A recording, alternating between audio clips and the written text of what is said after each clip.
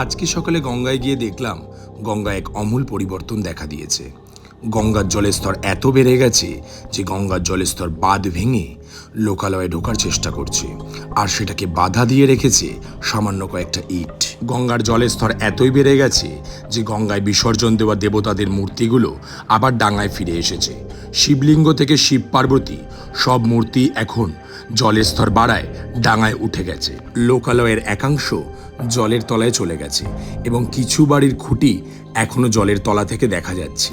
আর এরই মাঝে মানুষ এখন রাস্তায় বসেই গঙ্গার জলের মাছ ধরছে, কারণ তাদের মাছ ধরতে আর নতুন করে গঙ্গার পাড়ে আসতে হচ্ছে না। বাচ্চাদের খেলার মাঠ থেকে শুরু করে সবকিছুই চলে গেছে গঙ্গার জলের তলায়। কিছু উঁচু অংশ এখনো জলের ওপর থেকে ভেসে রয়েছে। দূরে দেখতে পাওয়া বড় বড় ইমারতগুলি, জলের ট্যাঙ্কিগুলি আস্তে আস্তে সবকিছুই গঙ্গার জলের তলায় ঢুকে যাচ্ছে। এ এক অমূল